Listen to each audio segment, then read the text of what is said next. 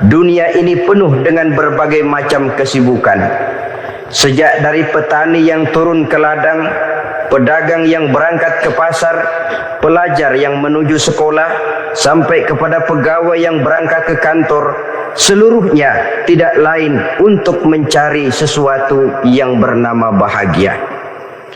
Setiap orang menginginkan kebahagiaan, dan tidak seorang pun menginginkan kesengsaraan dalam kehidupan ini. Namun nyatanya tidak setiap orang yang ingin bahagia mengetahui jalan yang harus ditempuhnya untuk sampai kepada kebahagiaan itu. Maka pada kesempatan pertemuan kali ini, saya ingin menyampaikan sebuah hadis dari junjungan kita baginda Nabi besar Muhammad sallallahu alaihi wasallam yang termuat dalam kitab Mukhtarul Ahadits An-Nabawiyah, di mana beliau bersabda, arba'un min sa'adatil mar'i.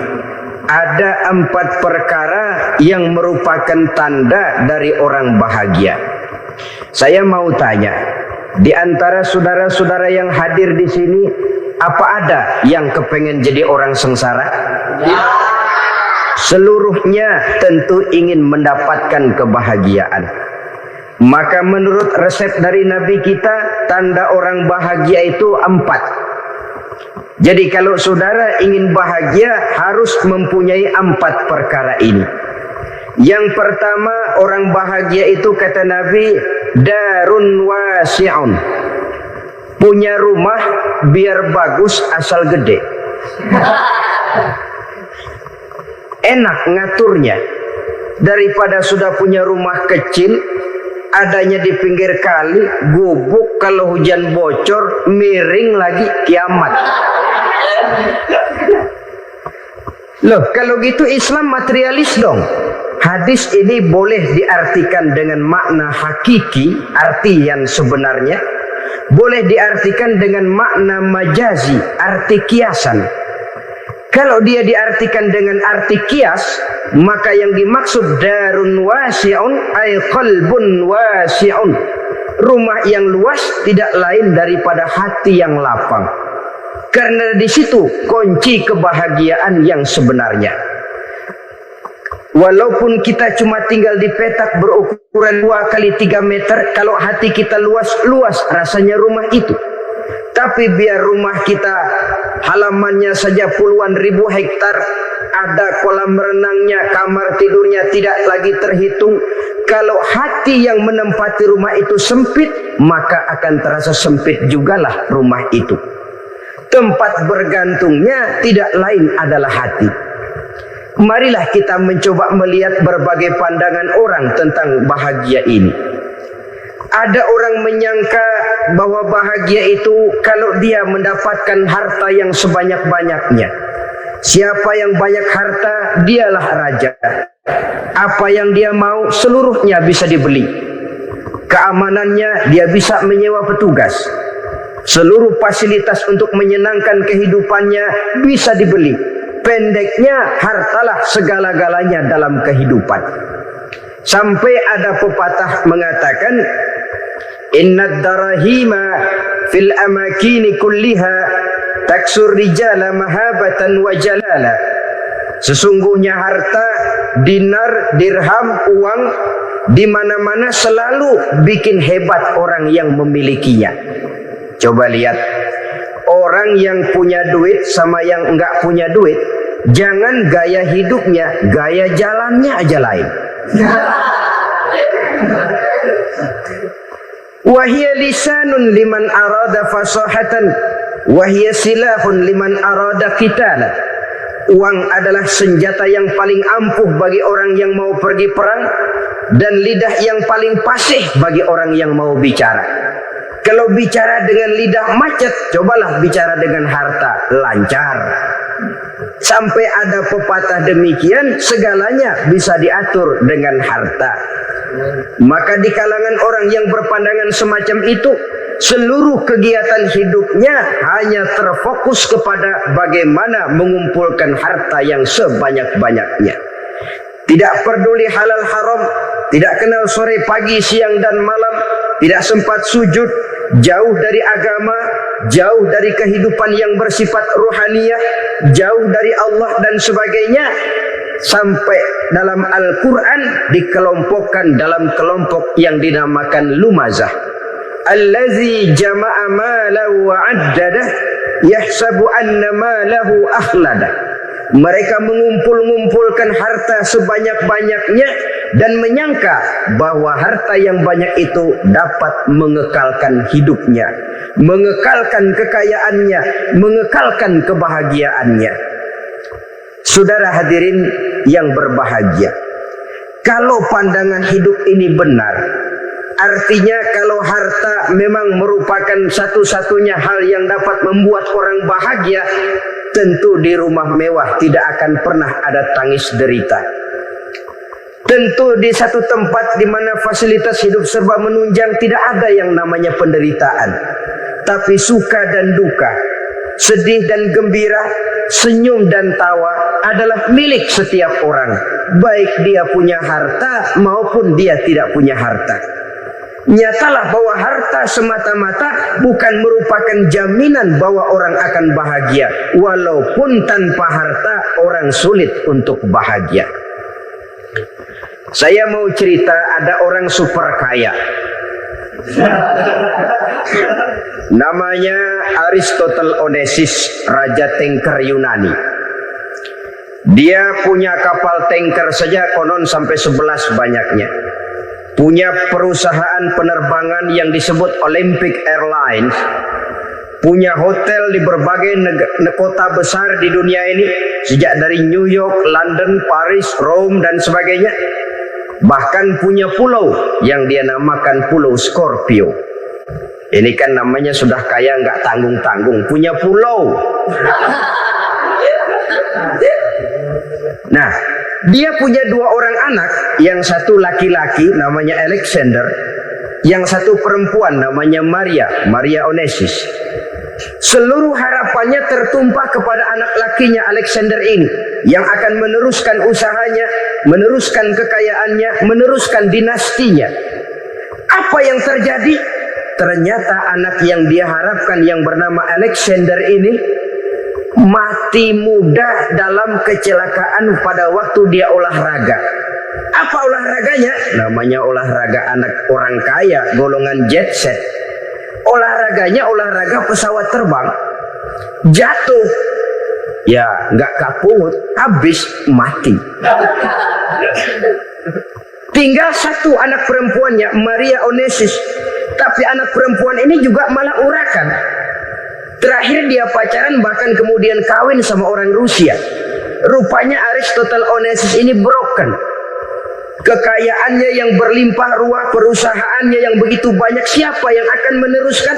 Siapa yang akan menggantikan? Sampai kemudian dia mengurung diri di Pulau Scorpio dan mati di sana secara mengenaskan. Seorang multi-jutawan, seorang yang super kaya, mati menyendiri di pulau sepi. Ibarat kata pepatah, anak ayam mati di lumbung. Bukan kekurangan makanan, keurugan makanan. Begitu kehidupan Aristotle Onesius. Dan banyak orang-orang yang sudah demikian kaya sampai dibingungkan oleh kekayaannya sendiri. Telusurilah kehidupan David Rockefeller misalnya, Henry Ford misalnya, Adnan Khashoggi misalnya. Multi jutawan yang kadang-kadang dibuat keder oleh kekayaannya sendiri. Pantas ketika Imam Ali ditawarkan orang, "Ya Ali, kalau kepadamu disuruh pilih ilmu atau harta, kau pilih mana?" Ya jelas pilih ilmu dong. Kenapa? Pertama, ilmu kalau kita berikan kepada orang lain tambah. Tapi harta kalau kita berikan kepada orang lain kurang. Saudara punya uang 10.000, dibagi orang 5.000, jelas uang saudara berkurang. Tapi saudara punya ilmu, diberikan kepada orang lain bisa, saudara pun makin mantap. Tidak lantas jadi bodoh karena ngajarin orang. Saudara bisa Fatihah lalu mengajarkan orang Fatihah. Orang bisa, saudara pun makin hafal. Tidak lantas setelah diajarin orang ilmunya hilang. Begitu datang dia minta orang, tolong ajarin saya Fatihah. Udah habis, nggak ada.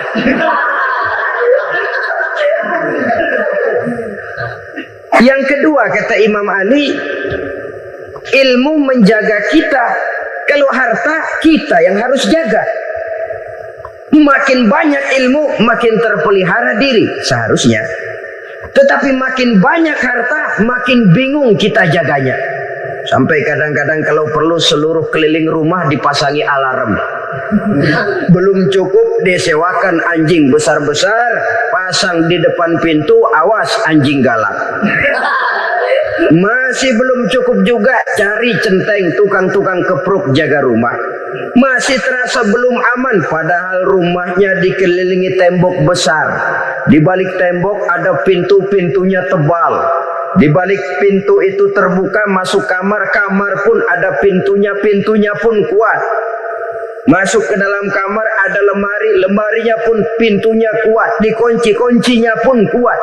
Tapi terhadap seluruhnya yang timbul cuma sekedar was-was saja. Kesimpulannya sekali lagi, tanpa harta orang memang sulit untuk bahagia. Tapi harta semata-mata tidak merupakan jaminan orang akan bahagia. Dengan hati yang luas, itu modal utama untuk mencapai kebahagiaan hidup. Orang yang hatinya luas, saudara-saudara, punya hati yang lapang, melihat kenyataan hidup ini, dia bersyukur senantiasa kepada Allah. Lantas tidak timbul hasud dan iri hatinya. Oleh karena itu, jiwanya selalu lapang. Kalau tidak, cupik hati namanya. Dangkal pandangan, tidak senang melihat orang lain dapat nikmat, dan itu sering dijadikan contoh. Kalau orang yang lapang dada, dia lihat tetangganya beli TV baru, dia berkata, alhamdulillah ya, tetangga kita beli TV, mudah-mudahan kita bisa ikut nonton. Lapang dadanya. Tapi orang yang sempit hati, lihat tetangga beli televisi, meriang. Enggak diapa-apain, meriang. Besoknya dengar tetangga beli motor, makin sakit, ke rumah sakit. Lalu di rumah sakit dengar tetangganya beli mobil, mati. Disiksa oleh perasaannya sendiri. Orang kalau hati sudah sempit dalam hidup, kemanapun dia pergi, sempit rasanya medan kehidupannya. Kemudian kita melihat juga ada orang yang menilai bahwa bahagia itu katanya kalau punya kedudukan yang tinggi, pangkat yang agung, wibawa yang besar. Mungkin betul, tapi mungkin juga tidak. Bergantung kepada hati orang yang punya pangkat itu. Sama dengan harta tadi. Harta akan membawa bahagia kalau dia jatuh ke tangan orang yang berhati lapang. Tapi harta akan jadi bencana kalau jatuh ke tangan hati orang yang sempit. Pangkat akan membawa bahaya kalau jatuh di tangan hati orang yang sempit. Lebih dari itu, kenyataan mengajarkan kepada kita bahwa ternyata pangkat dan jabatan tidak selamanya memberikan kebahagiaan dalam kehidupan. Bahkan resikonya kelewat besar. Beberapa bukti kita bisa ambil dari para pemimpin dunia yang menjadi korban lantaran pangkat dan jabatan yang disandangnya. Saudara ingat Presiden Abraham Lincoln dan John Kennedy dari Amerika dibunuh orang. Pak Chung Hee dari Korea Selatan, Ziaur Rahman dari Bangladesh, Anwar Sadat dari Mesir, terakhir Indira Gandhi dari India, menjadi korban dari pangkat dan jabatan yang disandangnya dari orang-orang yang tidak senang dia memegang jabatan itu. Dia akan mudah mengundang bencana. Sehingga pantas kalau seorang presiden terkemuka Amerika, Harry Truman namanya, dia mengatakan jabatan presiden itu, kata dia, seperti orang nunggang macan, naik macan. Harus kita taiki, kalau enggak dia bakal nerekam kita, ngeri katanya. Adapun orang yang hatinya lapang, Kalau dia menerima pangkat dan jabatan, dianggapnya itu satu kesempatan untuk berbuat baik. Tapi orang yang berhati sempit, menerima pangkat dan jabatan, bukan kadang-kadang menerima, malah berusaha setengah mati mencapai dengan segala cara. Kalau perlu jilat atas, jilat atas. Jadi golongan sumuhun dawu. Jadi kelompok kulon nuwun, yes sir, yang kerjanya cuma oke bos. Kalau perlu jilat atas, jilat atas. Kalau perlu injak yang bawah, injak yang bawah. Perlu sikut kiri kanan, sikut kiri kanan. Yang penting pangkat dapat, jabatan dapat. Orang yang semacam ini, kalau sudah mempunyai pangkat dan jabatan, biasanya dia tidak menganggap itu sebagai amanah, tidak menganggap sebagai kesempatan berbuat baik, tapi malah kesempatan untuk memperturutkan hawa nafsunya yang dilatar belakangi oleh kesempitan hatinya tadi.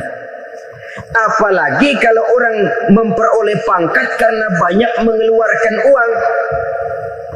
Seakan-akan pangkat dan jabatan itu sekarang macam proyek, pakai tender. Siapa yang berani bayar segini, naik. Nggak berani, minggir. Padahal logikanya, kalau orang mencapai satu jabatan karena banyak mengeluarkan uang, hampir bisa dipastikan bahwa setelah jabatan itu dia pegang, langkah pertama yang akan dilakukannya ialah berusaha bagaimana uang yang dia keluarkan supaya kembali. Ya paling kurang pulang modal dulu dong. Soal mikirin rakyat soal nanti, tapi ini modal harus pulang. Itu celakanya kalau orang memperoleh pangkat dan jabatan cuma karena banyak mengeluarkan uang. Jarang orang yang mempunyai keyakinan dan pandangan bahwa pangkat dan jabatan merupakan amanah. Jadi sekali lagi, pangkat dan jabatan mungkin saja membawa kebahagiaan kalau jatuh ke tangan orang yang berhati lapang. Tapi bisa jadi bencana kalau dia jatuh ke tangan orang yang mempunyai hati yang sempit. Dan lagi-lagi stresnya hati yang lapang. Lalu sebagian orang, saudara, ada yang berpandangan katanya bahagia itu kalau jadi orang terkenal, mempunyai popularitas, menjadi idola di kalangan remaja, di kalangan orang tua, di segala lapisan masyarakat. Padahal makin populer orang makin terikat dia. Ya kalau macam kita ini kan nggak punya nama, nggak populer, tengah malam buta mau nongkrong di warung Tegal aman. Tapi pangkat, jabatan, kedudukan, popularitas menyebabkan kita diikat dengan berbagai macam peraturan. Cuma mandi sama ke WC saja yang nggak dikawal.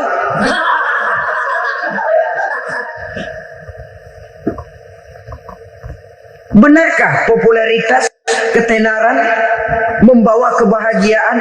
Mungkin, ya, tapi mungkin juga tidak. Kenapa? Banyak orang-orang populer yang mengakhiri hidupnya secara tragis. Kita ambil beberapa nama. Di Amerika tahun 60-an ada bintang seksi paling terkenal yang dijuluki seks bom. Bom seksi. Sampai sekarang jadi legenda, namanya Marilyn Monroe. Singkatan dobelnya itu inisialnya MM, Marilyn Monroe. Terkenal, top, sampai dia mati tahun 62. Namanya sekarang masih saja dibicarakan orang. Kenapa dia bunuh diri? Tidak punya hartakah dia? Banyak. Kurang populerkah dia? Seluruh dunia mengenalnya. Sejak rakyat kecil sampai pejabat tinggi dia punya hubungan. Kenapa? Jenuh. Dia terlahir dalam keadaan yatim. Setelah itu tidak lama dia berangkat remaja, ibunya meninggal. Pindah dari wanita asuh ke wanita asuh sampai 12 orang ibu angkatnya. Dan kekecewaan yang paling parah, setiap laki-laki yang dekat dengannya hanya seperti kapal berlabuh. datang dan pergi silih berganti, padahal dia merindukan seseorang yang bisa melindungi hidupnya. Dia rindukan itu dan dia tidak pernah menemukan. Itu yang akhirnya menyebabkan dia minum pil tidur kelewat dosis, minum obat tidur kebanyakan, ya tidur terus sampai sekarang.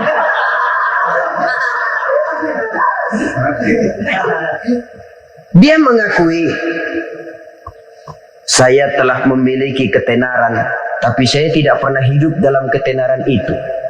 Saya pandai main sandiwara, tapi saya ingin hidup dalam alam yang real sebagaimana umumnya orang. Itu yang dia rindukan. Menyusul jejak yang namanya Marilyn Monroe ini, Billie Holiday, saudara kenal tentu, di rumah sakit dirawat. Dia juga minum obat overdosis, mati lagi. Jimi Hendrix minum obat tidur overdosis kelewat batas, mati lagi. Lalu yang menghanyutkan diri di danau, Janis Joplin dan Brian Jones. Ini orang-orang populer, orang-orang terkemuka yang mengakhiri hidup secara tragis, bukan karena tidak terkenal, mungkin karena sudah saking terkenalnya.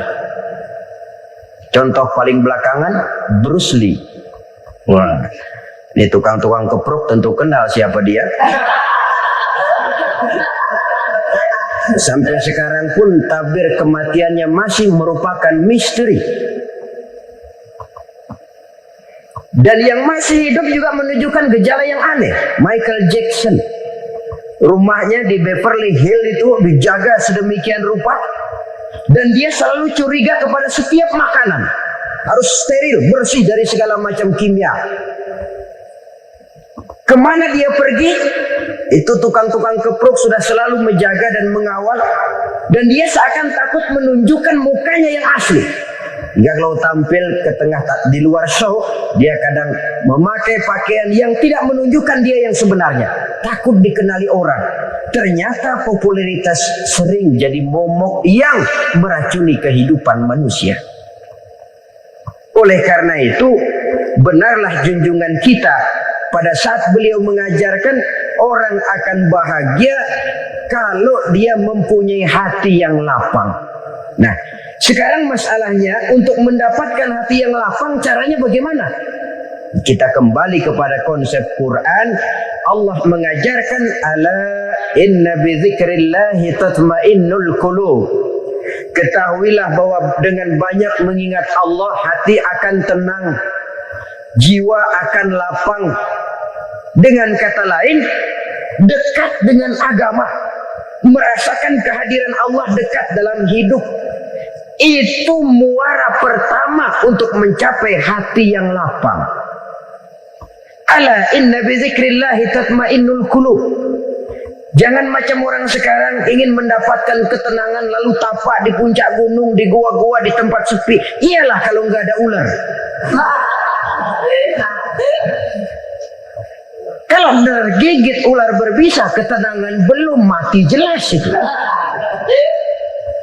Islam positif untuk mendapatkan ketenangan. Ala inna bi dzikrillahi tatmainnul qulubi. Bahwa ketahuilah bahwa dengan banyak mengingat Allah, hati akan tenang, jiwa akan lapang, nuansa pikiran akan luas. Karena yang namanya bahagia ada dimanapun manusia berada. Di kampung ada bahagia, di kota ada bahagia. Di ngarai, di lembah, di gunung, di hutan, di lautan, di angkasa luar. Dimanapun bahagia itu ada kalau kita bermodalkan hati yang lapang ini. Dan hati akan lapang kalau kita dekat dengan agama. Dekat dengan harta buat sementara hati mungkin tenang. Tapi ketenangan yang relatif dan temporer. Apalagi orang tiap kali tambah harta, tiap kali tambah rencana. Itu wajar. Mungkin sebelumnya saudara berpikir, kalau punya duit 5.000 enak nih. Begitu punya duit 5.000, aduh sayang kalau 10.000 aja. Tiap kali tambah harta, tiap kali lain rencana. Makin banyak rencana, makin menjauhkan kita dari yang namanya ketenangan. Padahal ketenangan merupakan unsur utama untuk mencapai bahagia. dan ketenangan itu bermuara dalam hati manusia. Tengoklah kehidupan ini. Orang yang banyak harta dengan orang miskin, berbedakah rasa sakit yang mereka tanggungkan? Rasanya tidak. Walaupun si kaya tidur di kasur empuk berselimutkan sutra mahal, sementara si miskin meringkuk di balai bambu yang keras dan kasar. Apabila maut datang, dia juga tidak pernah pilih bulu. Maut datang menjemput si kaya di singgasana keemasannya, dikelilingi oleh para pengasuh, dayang dan idang serta para pengawal. Dan maupun datang menjemput si miskin papa sehingga ia tergelepar di tepian jalan. Kedua-duanya bernama mati. Kalau nyata bahwa sakit yang ditanggung si kaya tidak beda dengan sakit yang ditanggung si miskin, bukan harta semata yang membuat orang bahagia. Hati yang tenang, jiwa yang lapang penuh kedamaian, karena banyak berzikir dan mengingat Allah, itu merupakan modal utama untuk mencapai sesuatu yang bernama bahagia.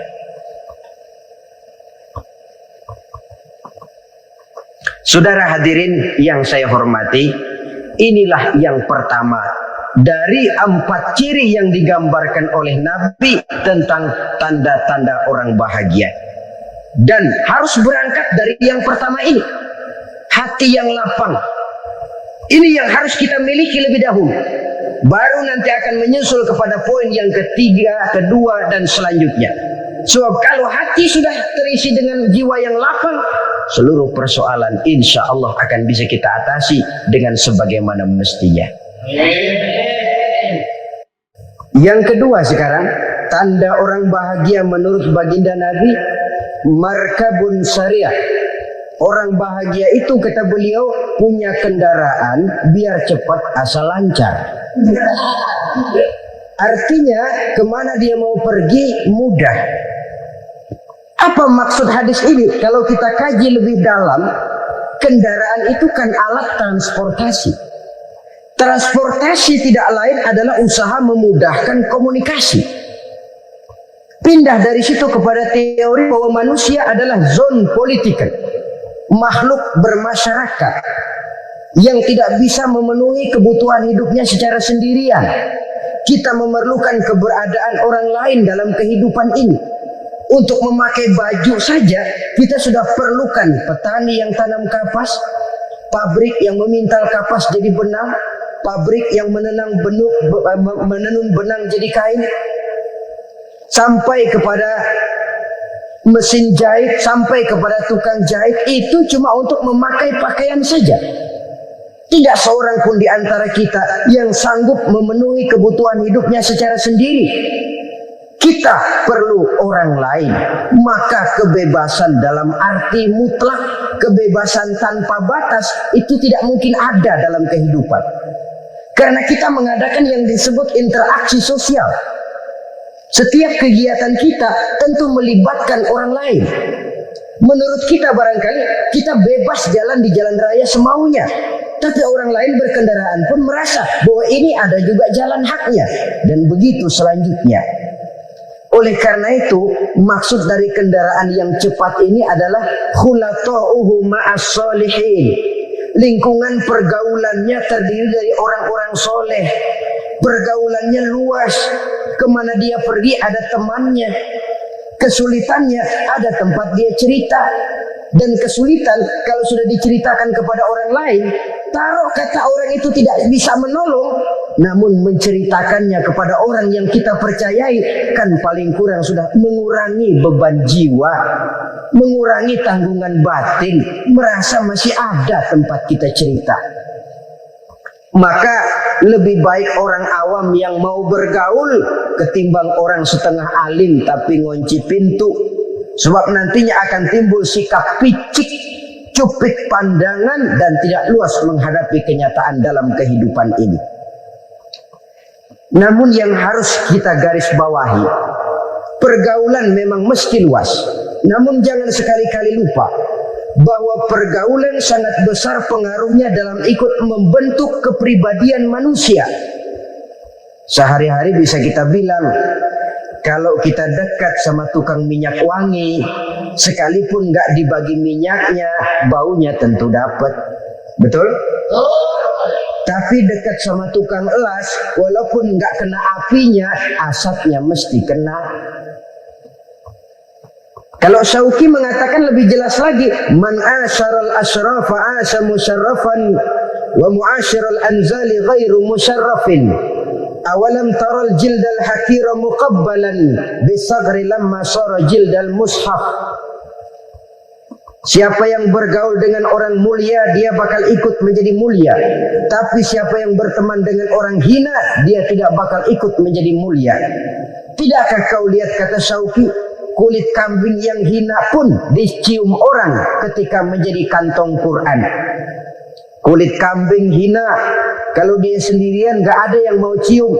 Tapi begitu dia bergaul dengan Quran, menjadi kantong Quran, dipakein minyak wangi, ditaruh di tempat yang tinggi, mau diambil dicium dulu, dibawa dengan penuh hormat dan hati-hati. Kulit kambing yang hina lantaran berteman dengan Quran, numpang mujur. Tapi coba lihat kalau kulit kambing berteman dengan kayu, jadi beduk, habis. Zohor dikemplang, asar dipukul. Itu pun sedikit saja, cuma salah milih teman.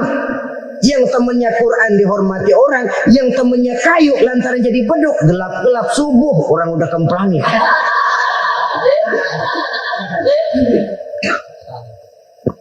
Maka terutama kepada adik-adik remaja yang masih mencari identitas diri, yang ibarat kaset masih kaset kosong, mudah diisi oleh apapun, pandai-pandailah memilih teman dalam bergaul. Karena banyak orang yang tadinya baik-baik, ketika terseret dalam pergaulan dengan orang yang tidak baik, kebaikannya menjadi lentur dan luntur. Tapi berapa banyak bajingan-bajingan tengik, orang-orang yang berlumur noda dan dosa, tiap hari melakukan maksiat, namun bergaul dengan orang yang baik-baik, pada akhirnya sedikit demi sedikit beringsut dan berangsur dia terbiasa mengikuti kebaikan-kebaikan. Saya tekankan ini kepada remaja karena mereka masih mencari identitas diri. Apa yang mereka lihat mereka mau, apa yang mereka dengar mereka ingin tahu. Coba lihat kehidupan remaja. Pulang nonton film Rambo, pengen jadi Rambo, gagah, maunya belekai melulu. Pulang nonton film Superman, pengen bisa terbang. Pulang nonton India, nyanyi melulu. Wajar, mereka masih mencari identitas diri. Saya ini sebenarnya siapa? Lingkungan, pergaulan akan membentuk itu. Karena itu pandai-pandailah bergaul karena ia sangat besar pengaruhnya dalam ikut membentuk kepribadian manusia. Apalagi sifat yang jelek lebih cepat menularnya ketimbang sifat yang baik. Sifat yang baik, watak yang soleh itu lambat sekali untuk menular. Tapi yang tidak baik, kan prosesnya mah kalau remaja biasanya mula-mula dengar. Karena dengar lalu pengen tahu. Karena pengen tahu lalu ngeliatin. Begitu ngeliatin kan pengen nyobain. Setelah nyobain ketagihan. Nah, ini prosesnya. Yang namanya ganja, morfin, narkotik awalnya kan begitu. Mula-mula dengar katanya kalau sudah fly to the sky, sudah melayang ke langit katanya, disitulah puncak kebahagiaan. Mulanya cuma dengar. Karena dengar pengen tahu. Karena pengen tahu lalu melihat, kumpul sama orang yang suka ngeganja. Setelah ngelihat, nah pengen ngerasain. Begitu ngerasain, enak juga, ketagihan. Kalau sudah ketagihan jadi penyakit kronis, bisa merembet kepada yang lain. Iya, kalau orang tuanya mampu untuk beli morfin, beli ganja. Kalau tidak kan pikirannya ngayap. Jemuran siapa ya gue sahabat? Timbullah perbuatan-perbuatan negatif yang bermula dari salah pergaulan. Apalagi buat adik-adik remaja yang tinggal di kota-kota besar, yang pengaruh budaya, pengaruh kesenian, pengaruh struktur kehidupan yang nampak makin individualistis, di mana persaingan tajam, tensi ekonomi tinggi, orang mudah mengalami stres. Pandai-pandailah dalam bergaul, sekali lagi, karena ia sangat besar pengaruhnya dalam ikut membentuk kepribadian manusia. Orang bahagia punya kendaraan yang cepat, artinya punya pergaulan yang luas, dan lingkungan pergaulannya terdiri dari orang-orang yang soleh. Kemana dia pergi, ada teman. Kesulitannya, ada tempat dia cerita. Tapi kalau sudah menyendiri, hidup sendiri, kesulitan dipikiri sendiri, bisa mati belum waktunya. Tidak ada tempat berbagi rasa, tidak ada tempat bercerita, tidak ada tempat mengurangi beban dalam kehidupan. Pantas betul kalau Islam sangat menggalakkan dan menganjurkan orang kalau sudah sampai waktunya itu untuk melangsungkan nikah. Kata Nabi, ya ma'syarus syabab man istata'a minkumul ba'at falyatazawwaj. Hai para pemuda, kalau sudah mampu memberi nafkah, kawinlah, nikahlah kamu. Kenapa? Sudah ada teman hidup, tempat berbagi rasa. Kesulitan kalau ada tempat cerita akan lebih ringan ketimbang kita telan sendiri, walaupun bobot kesulitannya sama beratnya. Saudara-saudara kaum muslimin rahimakumullah, inilah ciri yang kedua, punya kendaraan biar cepat asal lancar. Kemana kita mau pergi gampang. Dengan kata lain, setelah hati yang luas, pergaulan yang luas. Dua. Yang ketiga sekarang, tanda orang bahagia itu menurut Nabi, misbahun mudhi'un, punya lampu yang terang. Oh, itu enggak problem. Sekarang sudah zamannya listrik masuk desa, Pak. Lampu sudah terang semua. Betul, kalau itu yang dimaksud. Tapi tidak cuma itu. Karena lampu yang dimaksud di sini, lampu yang akan menerangi seluruh perjalanan hidup. Dan perjalanan hidup itu sudah dimulai sejak kita terlahir ke alam ini sampai masuk ke alam barzah, kumpul di padang mahsyar sampai ke akhirat. Lampu yang menerangi itu yang diperlukan. Kalau lampu, katakanlah yang paling top sekarang kan lampu jenis Mercury. Taruhlah itu di rumah kita, dia cuma menerangi rumah kita, menerangi hati pun tidak sanggup. Bila kita masuk ke alam barzah, alam kubur, sanggupkah si Mercury yang begitu terang menerangi alam barzah kita? Tidak sanggup lagi.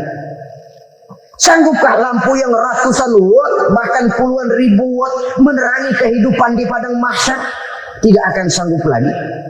Kalau demikian, yang dimaksud lampu yang terang di sini apa? Tidak lain amal soleh, kebajikan yang kita lakukan dalam hidup. Itu yang akan jadi lampu penerang. Di dunia nama kita akan terang. Jasad kita boleh hancur terkubur tanah, tapi nama kita akan dikenang orang. Begitulah kalau orang meninggalkan kebajikan dalam hidup seperti sekarang. Ribuan orang tiap saat berziarah ke kubur Imam Syafi'i, ke kubur Imam Malik, ke kubur Imam Ghazali, kubur orang yang baik-baik, orang yang soleh-soleh. Kebajikannya yang ditinggalkan, yang mengukir namanya dengan tinta emas. Sehingga saudara sudah terbaring di alam kubur, orang lewat, Allah, ini kuburannya Fulan bin Fulan, dulu ini kebaikannya Masya Allah, saya ikut merasakan. Mari kita mampir sebentar, kita Fatihah. Mohon disampaikan Allah pahalanya kepada almarhum. Al-Fatihah. Itu kalau orang baik-baik. Lalu saudara tanya, Pak, orang mati dikirimin Fatihah apa nyampe pahalanya? Saya jawab, kalau saudara nggak percaya, mati dulu dah. Nanti saya Fatihain, tungguin di sana. Umpama nggak sampai, balik lagi kemari. Sekarang ini kan maunya otak-otakan saja. Kalau nggak masuk otak, nggak percaya. Padahal alam gaib itu nggak bisa diotak-otakin. Sama saja dengan saudara pernah dengar cerita kapal Tampu Mas tenggelam kan? Pernah nggak? Di mana? Nah, di laut Masa Lembo. Begitu ke Tampu Mas tenggelam, ratusan penumpang itu terjun ke laut, dipermainkan gelombang, berjuang menghadapi maut itu. Orang lagi timbul tenggelam di lautan, dihantam ombak, kita tengokin pakai helikopter. Pak, lagi timbul tenggelam ya? Iya, tolongin. Jangan khawatir Pak nih, saya kirim intan Pak, harganya 10 juta. Kira-kira orang yang timbul tenggelam di laut seneng nggak? Kan mahal toh intan 10 juta. Kenapa dia nggak senang? Karena intan 10 juta dalam kondisi seperti itu tidak sanggup menyelamatkan dia. Dia akan girang kalau dikirimin ban mobil bekas, dikirimin papan terentang atau bambu. Intan yang 10 juta dia nggak girang, ban mobil bekas yang 1000 perak tuh pegang, itu yang dia girang betul. Inilah sebabnya Nabi berkata, mal mayyitu fi qabrihi illa kal ghariqil mutaghawwis. Orang yang meninggal di alam kuburnya seperti orang timbul tenggelam di lautan. Yantaziru da'watan min ahli, menunggu doa dari keluarganya yang masih hidup. Duh, bapak saya sudah meninggal, saya sayang benar sama dia. Kirimin kulkas ke kuburannya. Itu sama saja dengan tadi orang tenggelam di lautan dikirimi intan yang harganya 10 juta, tidak sampai. Begitulah kalau kebajikan yang kita tinggalkan dalam hidup, sudah mati pun kubur kita masih diziarahi orang. Tapi kalau jahat yang kita tinggalkan, boro-boro lah orang mau doa lewat dekat kuburan kita juga seram. Tuh bajingan no, dulu mati dipendem di situ tuh. Jangan lewat situ, ntar kesurupan, jangan. Lewat saja orang ngeri. Konon lagi membacakan Fatihah dan mengirimkan doa. Hidup pada hakikatnya adalah kesempatan untuk berbuat baik. Maka sekali kesempatan itu diberikan, manfaatkan dengan sebaiknya. Sebab kesempatan kedua tidak akan pernah ada. Kesempatan berbuat baik di sini, di akhirat sudah pembalasan namanya. Sekali kesempatan itu dicabut, dia tidak akan pernah dikembalikan lagi. Kata Iqbal, hidup tidak mundur ke belakang, Bung. Berhenti diinjak orang, mundur hancur. Tidak ada kata mundur dalam hidup ini. Berhenti diinjak orang, mundur kecebur. Tidak ada kata lain. Harus maju dalam kehidupan, dalam artian yang positif. Hidup adalah kesempatan untuk mengumpulkan kebajikan yang sebanyak-banyaknya. Di situ nilai daripada manusia. Sekarang ini memang nggak kelihatan kok, orang yang banyak pahala sama yang banyak dosa nggak kelihatan kok. Barangkali kalau habis bikin dosa palanya pada benjol, mungkin orang takut sama dosa. Tapi sekarang sama saja, orang yang banyak dosa dengan yang nggak banyak dosa jalan bareng dari belakang, sama, nggak kelihatan beda. Tapi ada waktunya di mana pahala memegang peranan, di mana dosa diperlihatkan. Sama saja kalau kita bawa mobil siang, lampu kan nggak begitu berfungsi. Apa lalu bilang, alah ini lampu berat-beratin, copot-copotin aja dah. Tidak perlu begitu. Kenapa? Pada satu saat malam senja akan datang. Bila matahari terbenam, senja pun datang, gelap mulai merayap, disitulah baru terasa perlunya lampu. Pahala begitu. Sekarang orang yang nggak ada pahalanya nggak kelihatan dalam kehidupan. Tapi pada satu saat senja kehidupan akan datang. Ajal merenggut nyawa, malam merayap, dan hidup mulai diliputi kegelapan di alam barzakh. Dikala itu kalau nggak punya lampu, alangkah malangnya kita. Sebab amal yang baik, kata Nabi, di alam barzakh itu akan diciptakan menjadi perempuan yang cantik menemani kita. Amal yang jahat akan menjadi orang yang paling jelek nemenin kita. Udah di tempat gelap yang nemenin jelek.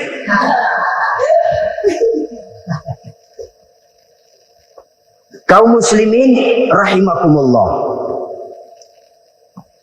Kalau demikian masalahnya, tergantunglah kita pandai memanfaatkan waktu. Al-waktu kasyaif, waktu itu cepat sekali. Yang namanya waktu itu tahu-tahu. Udah tahun 87. Tahu-tahu. Udah begitu. Tahu-tahu. Yang kemarin anak-anak, sekarang udah pada punya anak. Tahu-tahu saja itu. begitu cepat waktu berlalu. Kalau tidaklah pandai kita memanfaatkannya, akan rugi kita. Nabi bersabda, "Man kana yaumuhu khairun min amsihi fahuwa rabih." Barang siapa yang hari ini lebih baik daripada hari kemarin, itu orang untung. Hari ini lebih baik daripada kemarin. Bulan ini lebih baik dari bulan kemarin. Tahun ini lebih baik dari tahun kemarin. Itu orang yang beruntung. Tahun kemarin sembahyangnya maghrib doang, sekarang udah tambah isya.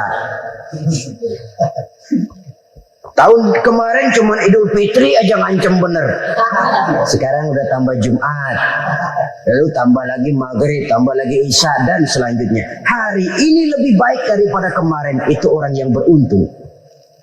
Wa man kana yaumuhu mislu amsihi fahuwa khasir. Lalu barang siapa yang hari ini sama saja dengan hari kemarin, itu orang rugi. Hari ini sama dengan kemarin, rugi itu. Bulan ini begitu, bulan kemarin begitu, tahun ini begitu, tahun lalu juga begitu. Rugi itu orang. Rugi apa? Rugi umur. Umur tambah, amalan gak pernah tambah. Dan saya pikir lebih merupakan azab ketimbang nikmat kalau orang dikasih panjang umur cuma untuk numpuk dosa. Mending mana? Panjang umur banyak dosa sama pendek umur dikit dosa? Mending mana? Mending mana? Ya, paling mending tentu panjang umur banyak pahala.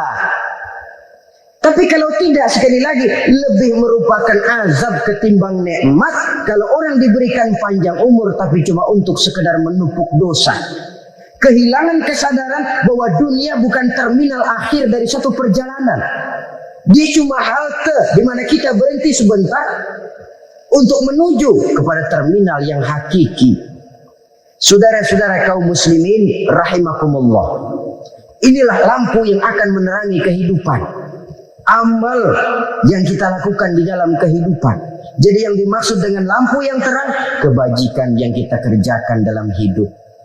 Nah, setiap orang di awal tadi saya bilang ingin bahagia. Bahagia itu kan hakikatnya kumpulan senang dan selamat. Senang, selamat. Apa bedanya? Senang tapi tidak selamat, nggak bahagia. Selamat tapi nggak senang, nggak bahagia orang. Contoh, kalau orang korupsi, duitnya banyak, senang dia, tapi keselamatannya. Ada tentara baris di samping rumahnya udah bingung, padahal tentara latihan. Tentara cuma latihan, dia bingung. Senang, tapi karena keselamatannya tidak terjamin, dia tidak bahagia. Sebaliknya pegawai negeri jujur benar cuma segaji-gajinya, selamat nggak korupsi, tapi melarat, ya nggak bahagia juga, kurang senang. Kesenangan dan keselamatan untuk dunia saja, ya sekali lagi, kalau cuma sekedar untuk dunia saja, bisa dibeli pakai uang. Bisa dibeli pakai uang. Saudara ingin selamat, bisa dibeli pakai uang.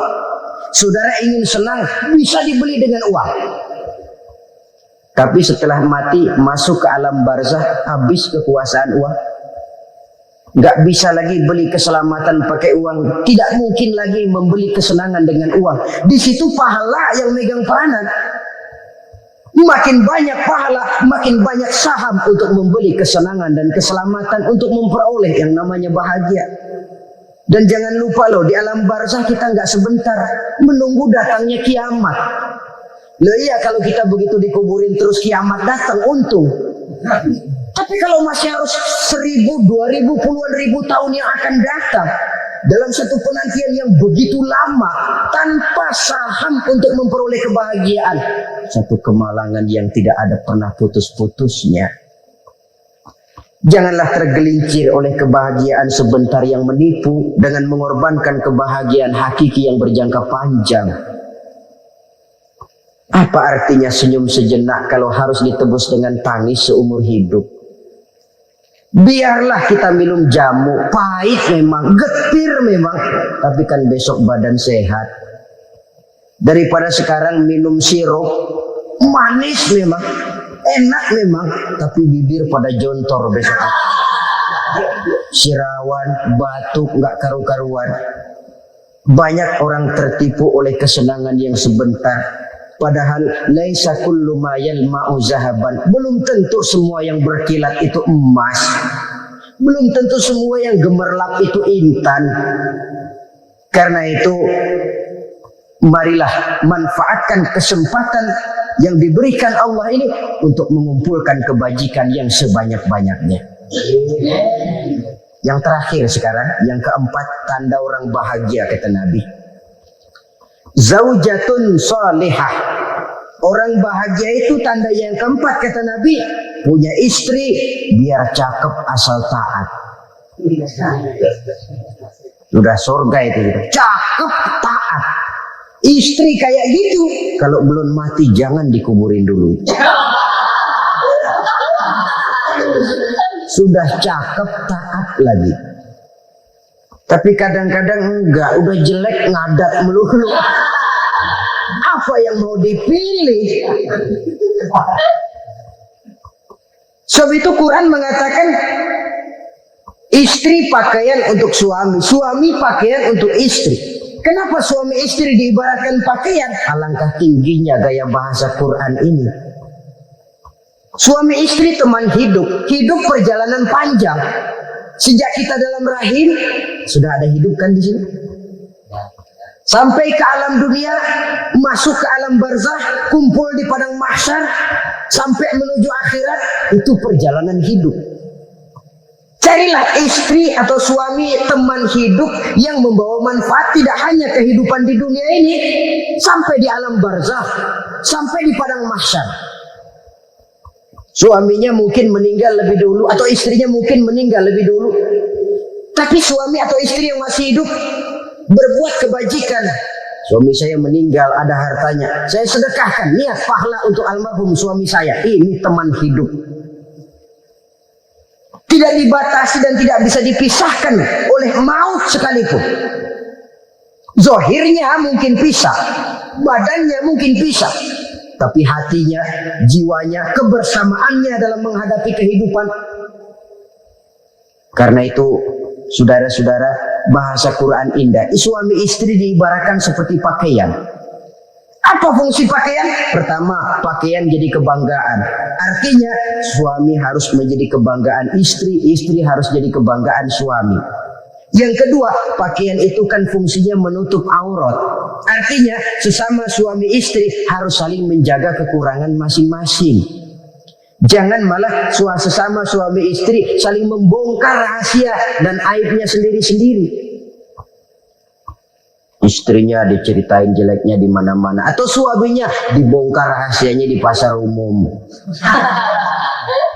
Itu sudah tidak lagi berfungsi sebagai pakaian. Kenapa semua ini diperlukan? Karena kita menyadari bangsa yang baik terdiri dari masyarakat yang baik. Masyarakat yang baik merupakan susunan dari warga yang baik. Warga yang baik adalah terdiri dari rumah tangga yang baik. Dan rumah tangga yang baik merupakan susunan dari pribadi yang baik. Dari situ langkah dimulai. Membangun satu bangsa yang baik diawali dengan membangun rumah tangga yang baik, dengan menciptakan pribadi-pribadi yang baik. Sehingga dari sini diharapkan berkembanglah nilai-nilai kebaikan. Orang akan bahagia mempunyai istri yang soleh. Kenapa? Tidak ada seorang suami bisa sukses jadi apapun dia, apapun profesinya, dokter kah, kiai kah, mubalik kah, petani kah, pengusaha kah, pejabat tinggi kah. Tidak ada seorang suami yang bisa sukses tanpa peran serta istrinya. Walaupun memang peranan itu tidak begitu kelihatan, tapi sangat menentukan. Karena itu, saudara hadirin yang saya hormati, Islam sangat menghargai kaum wanita, memberikan kedudukan yang tinggi sepanjang tidak mematikan kodrat kewanitaannya. Nah, kalau sudah kesuksesan ini diawali dari rumah tangga, karir di masyarakat mudah untuk dikejar. Tapi keberantakan di rumah tangga merupakan kegagalan pertama di tempat lain. Di mana Rasulullah sallallahu alaihi wasallam bersabda, "Arba'un min kanzil jannah." simpanan sorga ada 4 macam. Yang pertama, ikhfa'us shadaqah, menyembunyikan sedekah. Saudara-saudara kaum muslimin, sebagaimana yang kita maklum bahwa Allah Subhanahu wa taala melebihkan sebagian rezeki dari kita terhadap yang lain. Ada yang kaya, ada yang setengah kaya, ada yang miskin, ada yang setengah miskin, dan selanjutnya. Ada yang gajinya kecil tapi penghasilannya gede. Ada yang penghasilannya gede tapi nggak punya gaji. Ada juga yang memang gajinya gede dan penghasilannya gede. Kelebihan rezeki merupakan sunnatullah dan tidak harus membuat kita merasa lebih dari yang lain. Bahkan sebaliknya, kelebihan itu harus membuat kita ringan tangan untuk menolong mereka yang memang memerlukan pertolongan. Kalau saudara diberikan ilmu, maka pertanyaan akhirat cuma satu: ilmumu kau amalkan untuk apa? Kalau saudara diberikan umur yang panjang, pengadilan akhirat juga bertanya satu: umurmu kau habiskan di mana? Tapi kalau saudara diberikan harta, pengadilan akhirat akan bertanya dua: hartamu kau dapat dari mana, kau belanjakan kemana? Dari mananya ditanya, dan kemananya juga ditanya. Oleh karena kita akan dimintakan pertanggungan jawab, maka amanah yang bernama harta ini harus kita gunakan dengan sebaik-baiknya. Ada penggunaan yang merupakan kewajiban, itu zakat namanya. Ada penggunaan yang sewaktu-waktu, itu infak namanya. Ada yang lebih sewaktu-waktu lagi, dan itu sedekah namanya. Zakat dia terikat oleh haul dan nisab, oleh putaran batas waktu dan ukuran dari harta itu sendiri. Sedangkan infak terikat oleh situasi dan kondisi perekonomian seseorang. Sedangkan sedekah tidak terikat dengan apapun. Dalam kondisi seperti apapun kita bisa melakukan sedekah dengan yang terkecil sekalipun. Sampai-sampai Rasulullah SAW mengajarkan, la tahkiranna minal ma'rufi syai'an walau an talqa akhaka biwajhin talik. Atau ada hadis, tabassumuka fi wajhi akhika laka sedekah. Senyumanmu kepada temanmu adalah sedekah. Jadi untuk melakukan sedekah tidak harus dalam berbentuk uang. Dengan ilmu kita bisa sedekah, dengan tenaga kita bisa bersedekah, dengan pikiran kita bisa bersedekah, bahkan senyum kepada teman itu pun sedekah. Jadi kalau sedekah dengan uang memang belum punya uang, nyengir aja banyakin. Itu asal pada tempatnya, jangan lalu ketemu tiang listrik cengengesan. Tentu tidak pada tempatnya dan tidak wajar. Nah, sedekah yang paling dicintai Allah adalah sedekah yang disembunyikan. Artinya jauh dari sifat riya. Kan kadang-kadang ada orang sedekah itu disebutkan namanya. Apa tidak bagus? Kalau memang niatnya ikhlas, ya bagus-bagus saja. Untuk memberikan sugesti kepada yang lain. Si Fulan bin Fulan nyumbang sekian, diumumkan. Boleh kalau niatnya untuk memberikan rangsangan kepada yang lain supaya dia menyumbang lebih besar dari orang tadi. Tapi kalau itu mendatangkan riya, maka sedekah yang paling dicintai Allah adalah sedekah yang disembunyikan. Tangan kiri saja tidak tahu apa yang diberikan oleh tangan kanan. Sedekah yang dilakukan dengan ikhlas akan merupakan perbendaharaan surga, tersembunyi dari pandangan orang lain, tidak seorang pun tahu. Karena memang sikap yang baik adalah melupakan kebaikan dan mengingat kesalahan. Itu salah satu ciri orang bahagia. Orang yang selalu mengingat kesalahannya dan berusaha melupakan segala kebaikannya. Kalau dia akan berada kebaikan, dia tidak bisa ikut, dia merasa rugi karena dia merasa belum pernah berbuat baik. Tapi kalau akan melakukan kesalahan baru, dia ingat kesalahan yang sudah-sudah, sehingga terhalang baginya untuk melakukan satu kesalahan baru. Demikianlah saudara-saudara, bahwa Allah melebihkan rizki sebagian kita dari yang lain agar terjadi tolong menolong dalam kehidupan ini.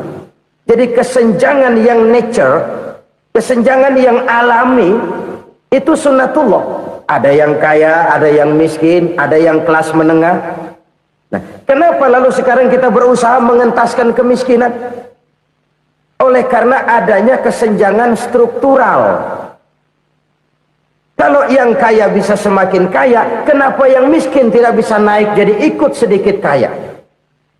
Sebab pada dasarnya Islam adalah agama yang sejak turunnya sudah berupaya memerangi kemiskinan. Bahkan dikatakan kemiskinan itu mendekatkan kepada kekufuran. Orang kalau miskin udah dekat banget sama kafir. Gampang menjadi kafir.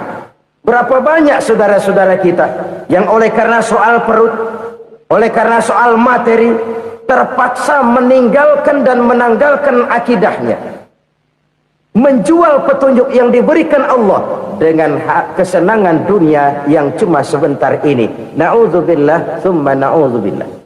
Jadi makin kita sembunyikan satu sedekah, semakin banyak perbendaharaan kita di surga. Sedekah yang paling dicintai Allah adalah sedekah yang disembunyikan. Malahan ada seorang sufi, dia punya kebiasaan kalau pergi sholat Jumat dia bawa uang, itu uang dia taruh di bawah tikar masjid. Dia niat sedekah kepada siapa saja yang nemuin itu duit. Maksudnya apa? Supaya yang nemuin nggak tahu siapa yang punya duit. Demikian dia saking ingin menyembunyikan sedekahnya. Karena sifat ria itu bisa memakan amal kita sendiri.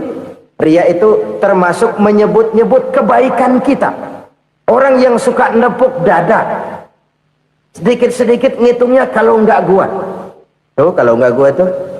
Tuh yang belas itu kalau nggak gua, kalau nggak gua. Iya kalau nggak lu kenapa emang?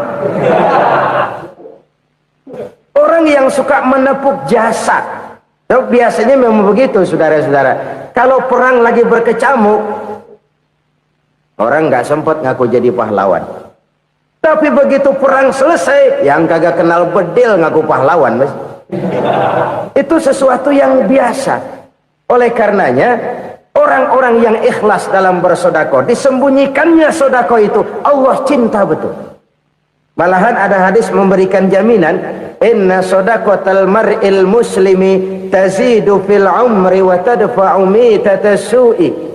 Sesungguhnya sedekahnya seorang mukmin tazidu fil umri, bisa menambah umur panjang, wa tadfa'u mitatas su'i, dan menyelamatkan manusia dari mati secara su'ul khatimah.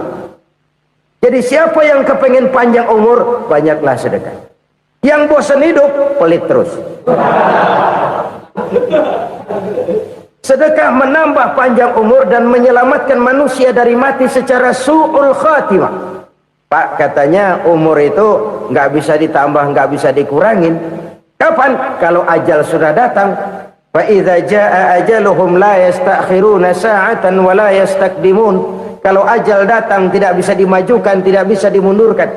Itu kalau ajal sudah datang. Tidak bisa lagi umur ditambah dikurangi, sudah datang. Tapi kalau belum datang, itu kan haknya Allah. Mau ditambah, mau dikurangi, hak prerogatif Allah. Sebagai pencipta manusia, Allah maha kuasa dan maha mampu. Sedekah ini menambah panjang umur dan menyelamatkan manusia dari mati secara su'ul khatimah. Itu orang mati kan sama ya, kondisinya mati, nggak nafas. Tapi hakikat mati kan lain-lain. Ada yang mati itu husnul khatimah, baik akhirnya. Misalnya lagi ngaji mati, lagi sholat mati, lagi sedekah mati. Ini yang dinamakan dengan husnul khatimah, baik di akhirnya.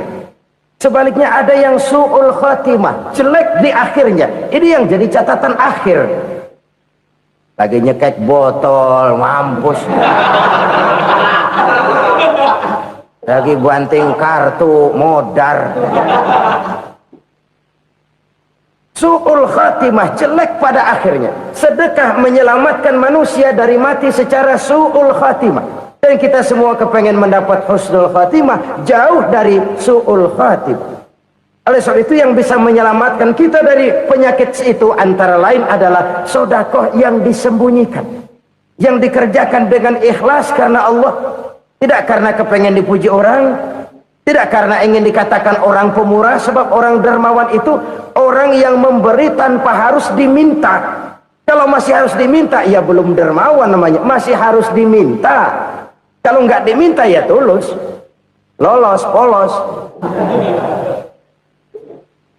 Saudara-saudara kaum muslimin rahimakumullah, harta adalah amanat dan akan kita pertanggungjawabkan.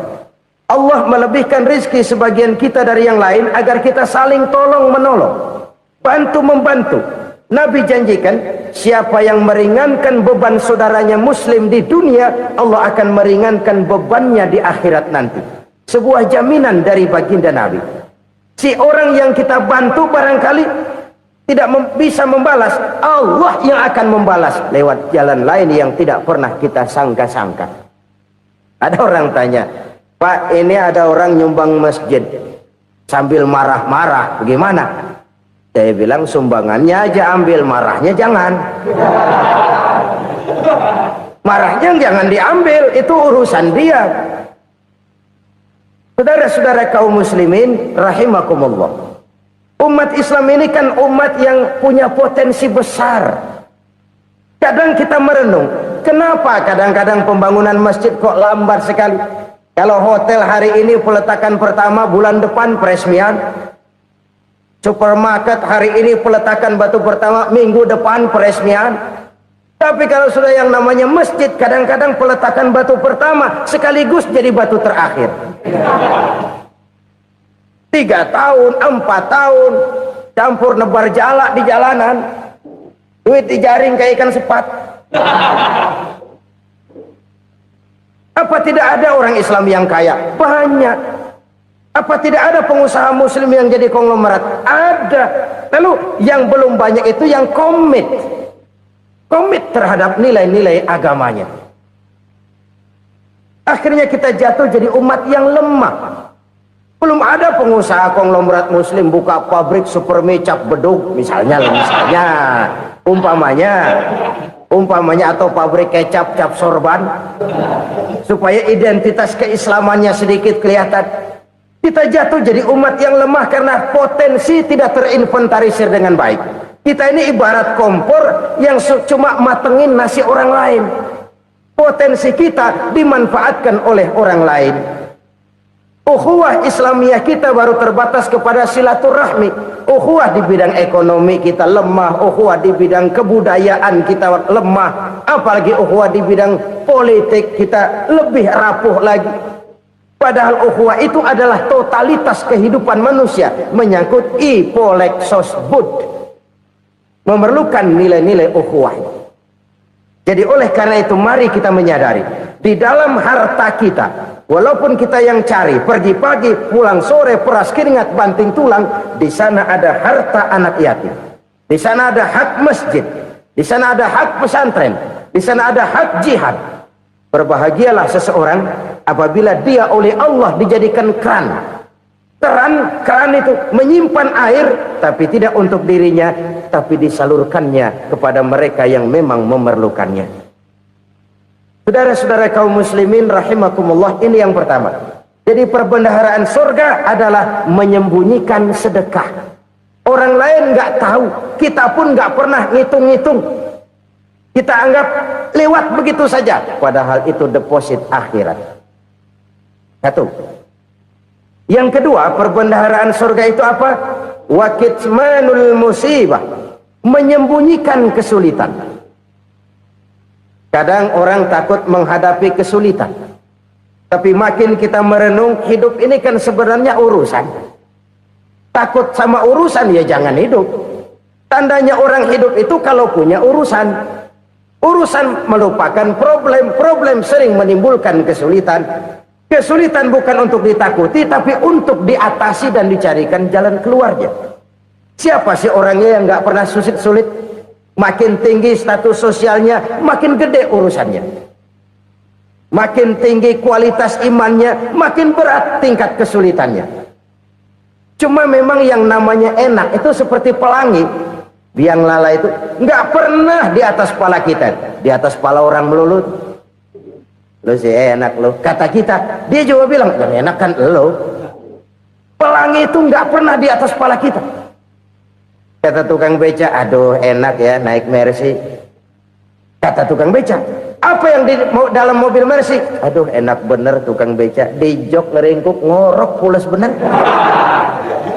Saya kamar pakai AC sejuk, tempat tidur sutra empuk, alga spring bed, gula kulik nggak bisa pules kalau belum minum Valium, belum tidur. Enak bener tukang beca, di jok ngorok nggak tahu wetan kulon.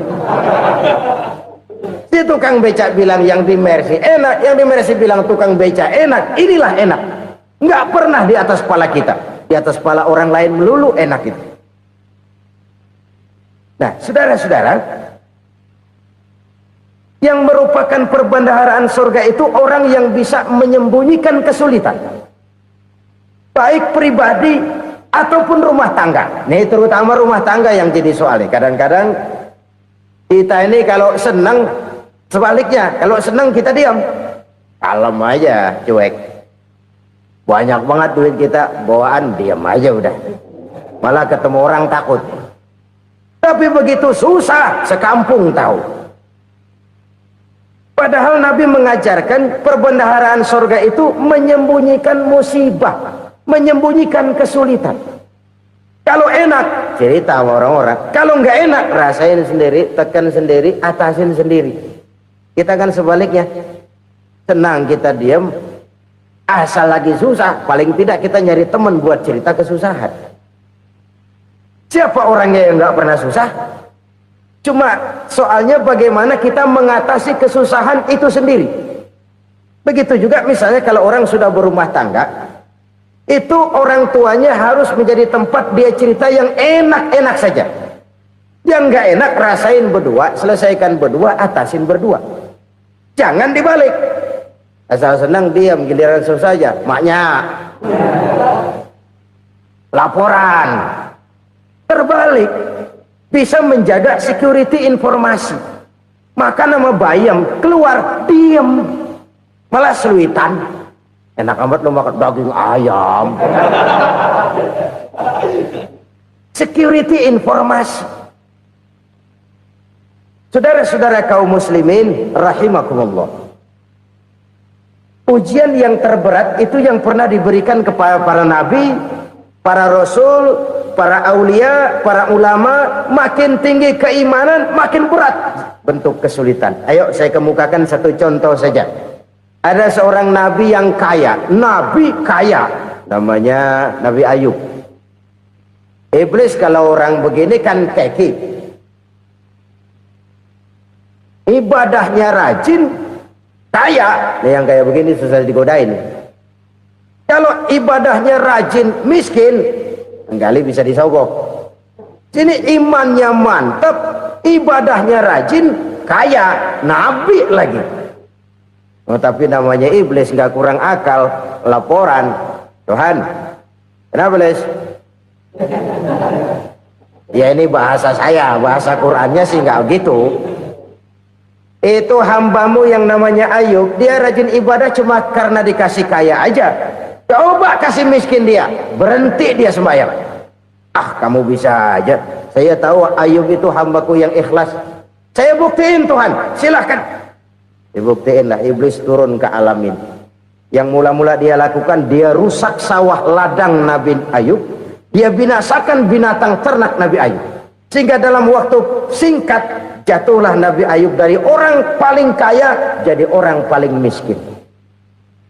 Beliau masih ibadah di mihrab dalam masjid. Datang iblis. Saudara Ayub, ya, lagi ngapain? Ibadah.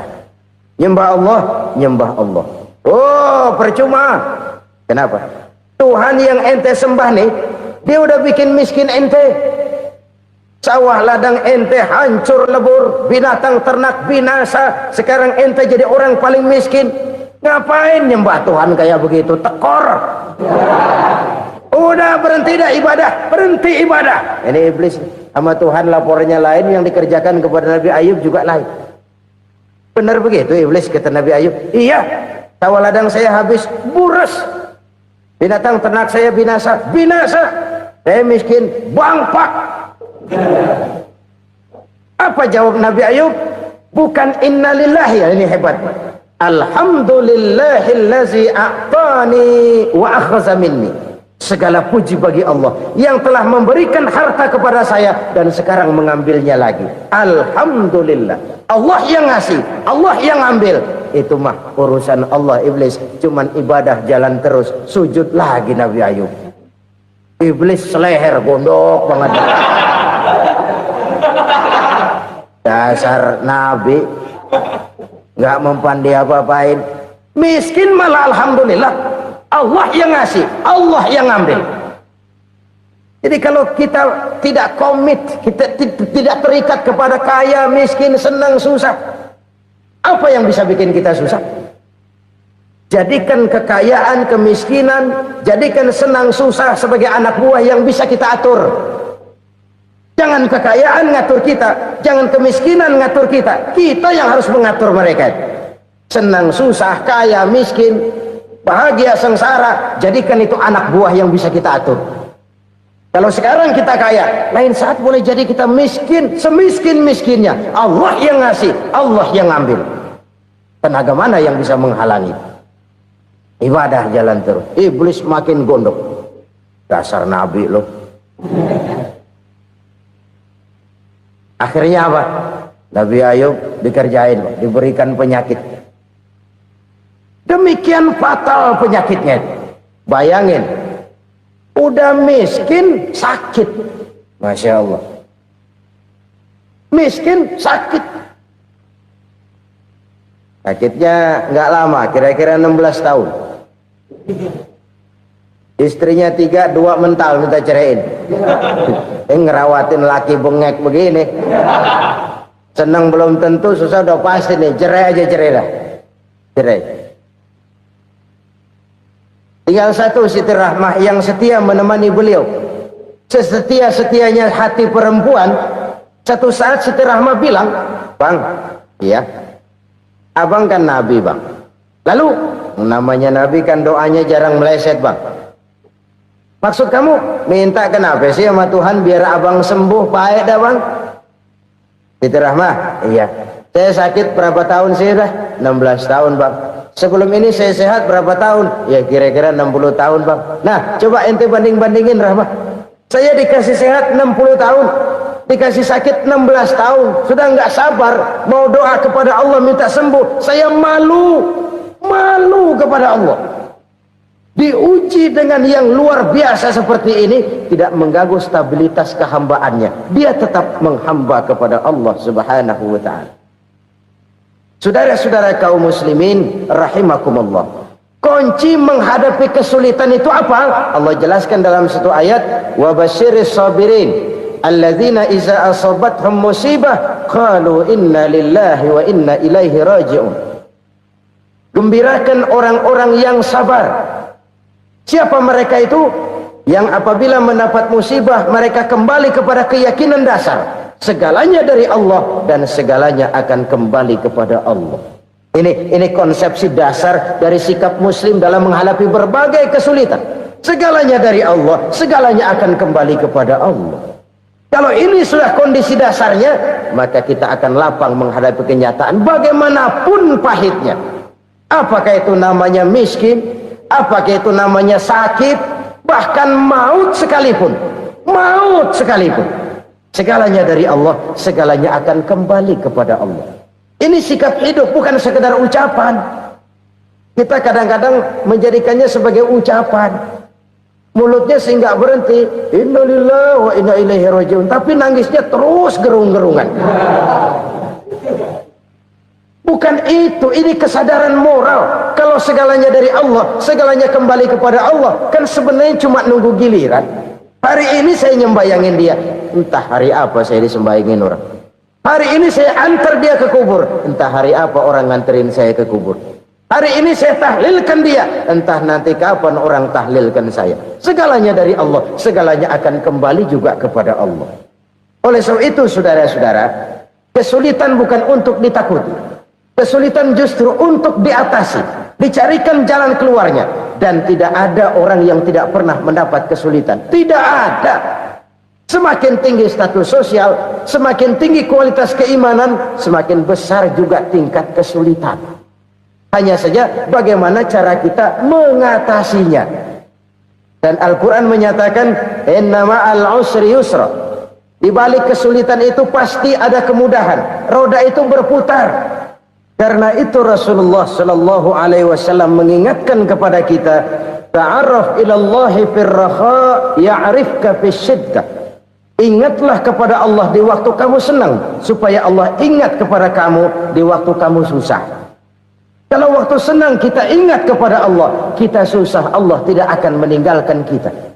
Tapi kalau waktu senang kita jauh dari Allah, sujud tidak sempat, dengan masjid jauh, ketika senang kita lupakan Allah, nanti begitu kita susah, Allah lupakan kita, dan itu menyakitkan. Oleh karena itu orang-orang tua kita dulu bilang, kalau lagi sehat ingat-ingat lu bakal sakit nanti. Kalau lagi kaya ingat-ingat satu saat kita bakal jatuh miskin. Bahkan kalau lagi muda ingat-ingat kita bakal tua. Dan yang terpenting, kalau lagi hidup ingat-ingat kita bakal mati. Saudara-saudara kaum muslimin rahimakumullah. Jadi yang kedua yang merupakan perbendaharaan surga, menyembunyikan musibah. Saudara-saudara kaum muslimin rahimakumullah. Hal ketiga yang merupakan perbendaharaan surga adalah wasilatur rahmi. Orang yang suka bersilaturahmi. Sebagaimana yang kita maklum bahwa manusia adalah makhluk yang disebut zon politika. Makhluk sosial yang tidak mungkin hidup sendiri-sendiri. Betapa dan siapapun kita memerlukan orang lain. Bodoh betul manusia kalau tinggal di tengah masyarakat tapi tidak mau bermasyarakat. Merasa hebat sendiri, pintar sendiri, gagah sendiri, kaya sendiri. Mungkin kalau mati juga ngubur sendiri. Jangankan kita di sini, di sorga saja Nabi Adam waktu sendirian bengong melulu, mondar mandir. Allah tegur dam sepi dam. Ya ini kalau bahasa saya. Iya Tuhan, sepi ini nggak ada coret-corekan pisan ini. Diciptakan Siti Hawa baru anteng Nabi Adam. Itu di sorga. Cobalah. Umpamanya saudara tinggal di Jakarta nih. Kayak bener. Apaan aja di Jakarta punya saudara dah. Jembatan Semanggi ambil. Monas buntel bawa pulang. Hotel-hotel ambil semua. Cuman tinggal di Jakarta sendirian, apa enaknya? Betapa dan siapapun kita perlu orang lain. Tidak ada seorang pun yang bisa memenuhi kebutuhan hidupnya secara sendiri-sendiri. Nah, Islam telah menyelamatkan manusia dari ras diskriminasi, mengikat manusia dengan persaudaraan yang berlandaskan kepada akidah. Karena itu dianjurkan bersilaturahmi. Bahkan Nabi menyatakan, man arada ayyubsata lahu fi rizqihi wa yunsa'a fi atharihi falyasil rahimah. Siapa yang kepengen diluaskan rezekinya dan dipanjangkan usianya, banyaklah ia bersilaturahmi. Siapa yang kepengen dimudahkan rezekinya, hendaknya ia banyak bersilaturahmi. Kalau banyak teman, kesulitan kan paling tidak ada tempat cerita. Udah susah, sendirian kita pikirin diri, nggak ada tempat tukar pikiran. Cepet banget sama bengek. Dilawan sendiri. Nah, secara makro kita bisa berkata, tidak mungkin ada kemenangan kalau tidak ada kekuatan. Tidak ada kekuatan kalau tidak ada kesatuan dan persatuan. Tidak mungkin ada kesatuan dan persatuan tanpa semangat silaturahmi. Kalau umat Islam mau menang, dia harus kuat. Kalau umat Islam mau kuat, dia harus bersatu. Kalau umat Islam mau bersatu, dia harus membudayakan silaturahmi ini. Bahkan sampai-sampai kata Nabi, kalau bisa cari nilai tambah. Apa? Silman qata'ak. Bersilaturahmilah kau kepada orang yang marah denganmu. Masya Allah, indahnya ajaran agama kita. Orang yang marah pun kepada kita, kata Nabi, kalau bisa bersilaturahmilah kepadanya, kepada orang yang marah itu. Di situ nilai tambah. Cuman jujur nih hadis, ngucapinnya gampang, ngamalinnya yang berat banget. Orang marah sama kita, kita disuruh silaturahmi. Ada apa malu? Lu marah, ada gua marahan lagi. Tunggu pikirin. Saudara-saudara kaum muslimin rahimakumullah. Tapi ini yang diajarkan, bahkan ini yang dicontohkan oleh baginda Rasul. Bagaimana begitu mudah? Misalnya satu saat Abu Jahal ini ngatur strategi bagaimana bikin Muhammad celaka. Dia gali lubang di depan tempat tidurnya. Dia tutupin daun korma. Terus dia panggil seseorang, ke sini. Kasih tahu Muhammad, pamannya sakit keras, minta ditengokin. Berangkat orang ini ke sana. Muhammad, labbaik. Pamanmu sakit keras, dia minta ditengokin. Baik, saya akan datang menjenguk beliau. Berangkatlah Nabi ke rumah Abu Jahal tanpa prasangka apapun. Abu Jahal udah pasang setil, selimut 3 rangkap setengah dipakai, persis kayak orang meriang. Tapi sembari ngintip dari balik selimut, begitu Muhammad buka pintu, nah masuk perangkap nih. Muhammad jalan menuju tempat pembaringan, makin lama makin dekat, makin lama makin dekat, makin dekat ke lubang yang dipasang oleh Abu Jahal itu. Dalam hati Abu Jahal, terus dah jatuh, mampus dah lo ini. Mampus lo hari ini nih. Apa yang terjadi? Malaikat Jibril datang. Muhammad, pamanmu cuma pura-pura sakit. Di depan tempat tidurnya ada lubang perangkap supaya kamu jatuh ke situ. Sudah, kamu pulang. Balik kanan Nabi. Sudah hampir jatuh ke lubang, balik kanan, pulang. Bayangin kecewanya Abu Jahal. Muhammad dikit lagi, Muhammad dikit lagi. Enggak paman, saya pulang aja. Emosi bangun dari tempat tidur, enggak sadar kalau lagi pura-pura sakit. Lompat ngejar Nabi, dia lupa dengan lubang yang dia gali. Usrak, nyemplung sendiri ke dalam lubang.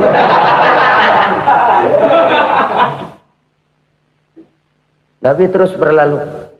Ini terjadi keanehan. Jatuh ke lubang yang dia gali itu sebenarnya nggak terlalu dalam ya, antara 3-4 meteran lah. Tolong saya jatuh ke lubang ini. Datanglah pelayan-pelayannya itu. Angkat saya dari sini. Oh, yang ngulurin tambang. Satu gulung belum juga nyampe itu tambang. Kurang, beli lagi ke warung. Sambung, ulur lagi, nggak juga bisa sampai. Wah, ini kerjaan Muhammad ini. Tolong, siapa salah seorang kamu ke rumah Muhammad, kasih tahu encangnya kecebur. Minta ditolongin. Sampaikan kepada Rasul. Kenapa? Pamanmu jatuh ke lubang, Muhammad minta tolong diangkatin. Tambang udah nyambung-nyambung nggak nyampe juga. Ya, nanti saya datang, saya tolong. Coba. Nyata-nyata orang berniat jahat mau mencelakakan dia. Datang dia menolong. Ini yang disebut air tuba dibalas air susu ya ini. Bukan sebaliknya. Air tuba dibalas air susu. Paman, kecebur ya? Iya Muhammad, tolong ini. Pegang tangan saya. Nabi ulurkan tangannya. Nyampe. Dipegang oleh Abu Jahal. Diangkat ke atas. Sampai atas. Apa kata Abu Jahal? Sihirmu memang hebat Muhammad. Udah ditolongin dikata sihir. Yang enak kita kemplang kan itu orang begitu. Urusan apa? Tapi inilah akhlak. Kalau bisa kamu bersilaturahmilah dengan orang yang marah kepadamu sekalipun. Orang marah kita tetap baik. So, kalau kita berbuat baik sama orang yang memang baik, rasanya sih biasa-biasa aja. Orang baik kita baik lagi. Ya draw aja, belum ada nilai tambah di situ. Baru ada nilai tambah kalau kita bisa berbuat baik kepada orang yang nyakitin kita. Itu namanya kita setingkat di atas dia. Dia sakitin kita, kita berbuat baik sama dia. Dia pelit sama kita, kita baik sama dia. Dia marahin kita, kita deketin dia. Di situ kita punya nilai tambah. Jadi siapa yang ingin diluaskan rezekinya, kata Nabi, dan dipanjangkan umurnya, hendaklah ia banyak-banyak bersilaturahmi. Sederhana sebenarnya silaturahmi, tapi silaturahmi membangkitkan semangat kesatuan dan persatuan. Kesatuan dan persatuan melahirkan kekuatan. Dalam matematika 1 ditambah 1 pasti 2. Tapi di tengah masyarakat, 1 orang takut ditambah 1 orang takut, hasilnya jadi 2 orang setengah berani. Kenapa setengah berani? Karena udah berdua. Tadi pan takut sendirian. Kalau dia kumpul turu-turu takutlah jadi berani. Kita yang lemah, kita yang tidak berdaya, kita yang miskin, kalau mau kompak bersatu, apa yang nggak bisa kita kerjain? Apalagi tinggal di kota besar, pilihan cuma 2. Bertahan atau minggir. Bertahan atau minggir. Untuk bisa bertahan harus mampu bersaing. Untuk mampu bersaing harus punya keahlian. Keahlian harus ditunjang dengan pendidikan, ditambah oleh kekompakan sebagai umat. Udah miskin mencar mulu, orang injek kita. Orang nggak pandang urusan apa yang malu. Oleh karena itu, silaturahmi pada hakikatnya merupakan ruh dari ukhuwah yang diajarkan oleh agama kita. Bagaimana Islam menyelamatkan masyarakat manusia dari ras diskriminasi, mengikat manusia, dan tidak ada persaudaraan yang lebih indah selain persaudaraan yang diikat dengan nilai-nilai akidah. Sepanjang orang di jalan Allah, itulah saudara kita. Keluar dia dari jalan Allah, selesailah persaudaraan sampai di situ. Karena itu, kalau ingin menyimpan sesuatu di surga, banyaklah bersilaturahmi. Datang ke rumah ini, datang ke rumah itu, dan lain sebagainya. Itu simpanan kita di akhirat nanti. Ini yang ketiga. Saudara-saudara, yang keempat, perbendaharaan surga itu apa? Wa qawlu la hawla wa la quwwata illa billah. Ucapan la hawla wa la quwwata illa billah. Ibadah kan ada yang berat, modalnya besar. Bangun masjid berat, modalnya besar. Bangun rumah sakit berat, modalnya besar. Ada ibadah yang berat tapi modalnya ringan. Misalnya puasa. Puasa itu berat, mengendalikan nafsu. Kalau sekedar nggak makan nggak minum sih enteng, mengendalikan nafsu itu jihad terbesar. Tapi kan modalnya ringan, cuma niat saja. Ini ibadah berat, modalnya ringan. Ada ibadah yang ringan, modalnya juga enteng. Seperti termasuk ucapan la haula wa la quwwata illa billah. Tanpa sadar, la haula wa la quwwata illa billah. Nyelengin tuh di surga. Nyelengin, kita nggak terasa. Nyelengin simpenan akhirat. La haula wa la quwwata illa billah. Nyimpan lagi. Kaget, la haula wa la quwwata illa billah. Nyimpan lagi. Banyak simpenan. Walaupun sebenarnya yang dimaksud di sini adalah kesadaran batin. Bahwa tidak ada daya dan kekuatan kecuali Allah. Itu intinya. Kita memulai pekerjaan disunahkan baca bismillah, kan begitu? Apa itu? Kesadaran moral. Bahwa ini saya bisa kerjakan. Saya kerjakan ini dengan menyebut nama Allah. Kenapa? Kalau Allah tidak memberikan daya dan kekuatan, mana mampu saya kerjakan ini. Maka saya kerjakan ini dengan menyebut nama Allah. Bismillah. Kesadaran moral. Manusia hanya wajib berusaha, tapi nggak pernah wajib berhasil. Banyak hal-hal yang kalau kita renungkan secara rasio nggak mungkin, tapi jadi kenyataan. La haula wa la quwwata illa billah. Tidak ada daya dan kekuatan kecuali bagi Allah semata-mata. Kesadaran moral akan kelemahan dan keterbatasan makhluk bernama manusia. Kadang kita kagum dengan otak, tapi kita sering lupa sama yang bikin otak. Padahal bagaimanapun hebatnya otak, yang bikin otak pasti lebih hebat dari otak. Nggak percaya, silahkan otak-otakan. Inilah kecenderungan. Kita kagum dengan pesawat-pesawat mutakhir, bukan main, besi gede banget terbang itu. Alangkah hebatnya. Lalu apa yang bikin otak tidak lebih hebat dari itu semua? Kita puji laut. Apa yang bikin laut tidak lebih hebat dari laut itu? La haula wa la quwata illa billah. Tidak ada daya dan kekuatan kecuali Allah. Apa yang bisa kita lakukan kalau tidak karena daya dan kemampuan yang diberikan oleh Allah kepada kita? Lahirlah sikap tawadu, rendah hati, tidak melonjak menjadi angkuh dan sombong, sadar akan kelemahan dan keterbatasan diri sebagai makhluk yang diciptakan oleh Allah Subhanahu wa taala. Jadi satu sisi ini ucapan yang berpahala, la haula, jadi wiridan. Pada sisi lain ini kesadaran moral, sikap mental, kesadaran batin bahwa yang punya daya dan kekuatan itu cuma Allah. Kita nggak pantas untuk sombong, sebab sombong itu pakaiannya Allah. Kita nggak sedang pakai pakaian Allah, kegedean. Dan makin kita renungi, makin terbentur. Apa sih yang bisa kita sombongin? Kita mau sombong apa? Kaya, pintar, itu kan semua relatif. Di atas langit masih ada langit lagi. Jadi oleh karenanya, marilah kita menyadari, manusia hanya wajib berusaha, tapi tidak pernah wajib berhasil. Yang berusaha saja tidak wajib berhasil, apalagi yang tidak berusaha. Islam bukan agama orang pemalas yang selesai sholat lalu enggelohom, enggelenggem ayem-ayem. Tapi Islam bukan agama orang sombong yang setelah berusaha lalu tidak memerlukan Allah. Kita bisa saja bikin proyeksi, tahun sekian kita bakal panen besar menurut perhitungan otak. Tapi ada kejadian lain. Apa? Tikus ngambek. Habis itu dimakanin tikus, panen gagal. Proyeksi rasional gagal oleh tikus-tikus yang ngambek itu. Bisa saja terjadi. Tahun depan kita panen besar, urung. Kenapa? Musim panas panjang.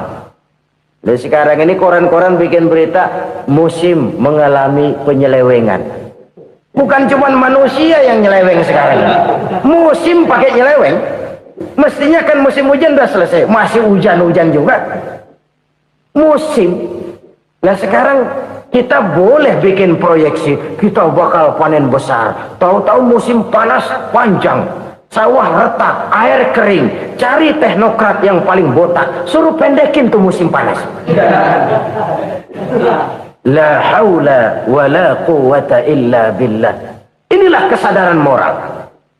Saudara, saya teringat satu saat ada seorang konglomerat. Umurnya ya kira-kira 70-an. Satu saat dia ditanya oleh wartawan, "Pak, umur Bapak berapa sih?" "Ya paling 10 tahun." 10 tahun? 10 tahun? Anak Bapak berapa orang? Satu saja? Satu. Harta Bapak berapa? Ya paling-paling bangsa 7 juta kali. 7 juta? Iya. Pak, kenapa Bapak bohongi saya?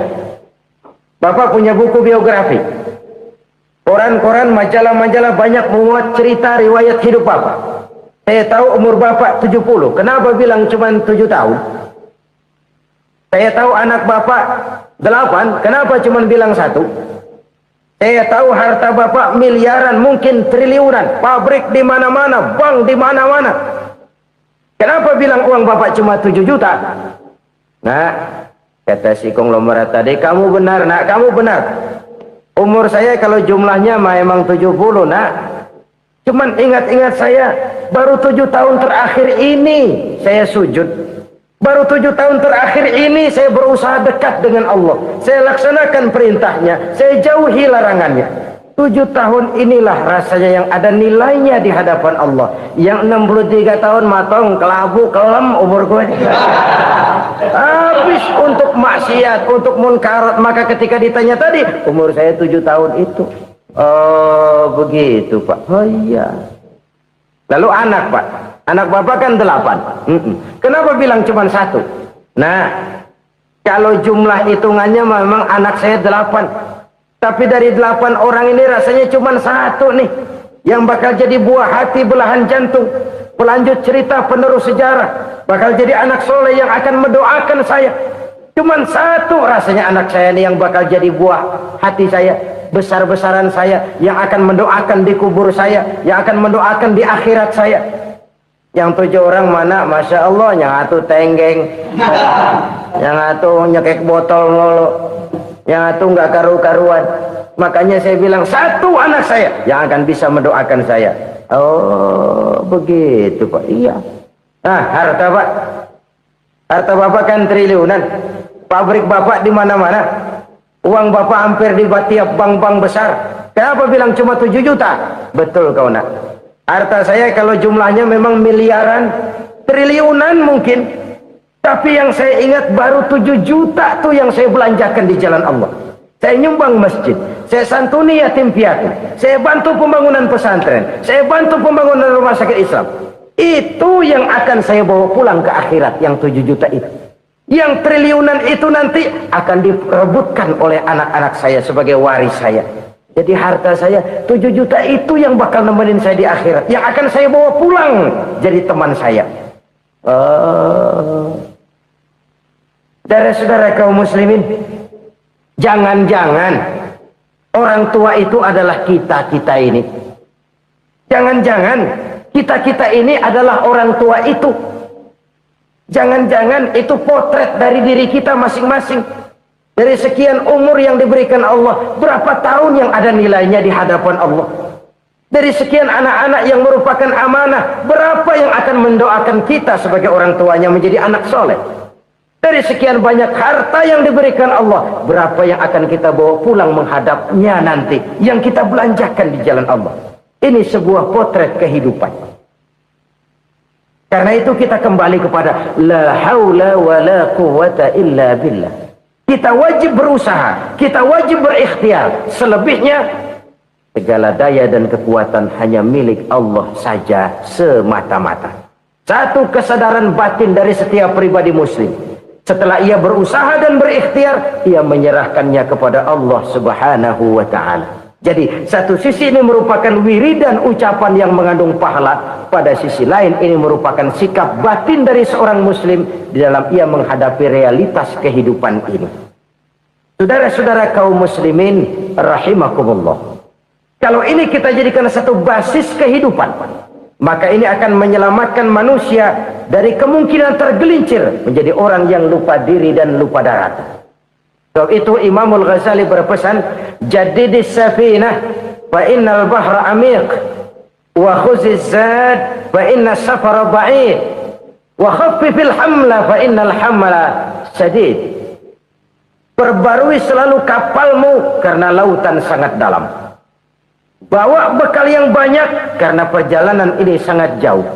Ringankan beban karena kebanyakan beban akan menyakitkan. Alangkah indah kalimat ini, alangkah dalam makna yang terkandung di sana. Perbarui selalu kapalmu karena lautan sangat dalam. Apa artinya ini? Jaga mentalmu baik-baik. Pelihara imanmu baik-baik, karena hidup penuh cobaan seperti lautan.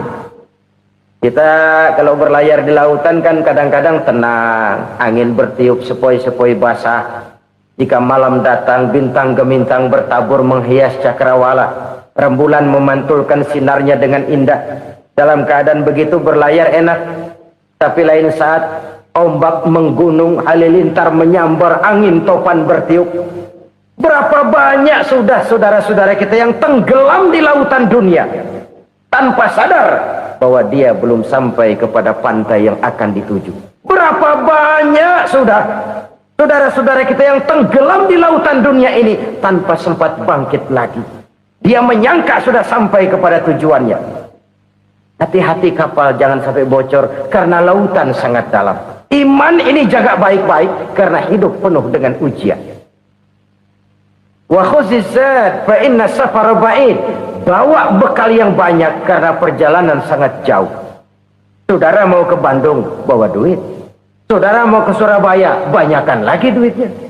Saudara mau ke Mekah, gepokan, iketan tuh duit nggak lembaran lagi. Makin jauh perjalanan, makin banyak bekal yang harus kita bawa. Kalau saudara dari Jakarta mau ke Surabaya, kagak bawa duit berangkat juga, itu sih bukan berani namanya, nekat. Sampai Surabaya belum tentu, sengsara di jalan udah pasti. Kenapa? Nggak bawa bekal berangkat.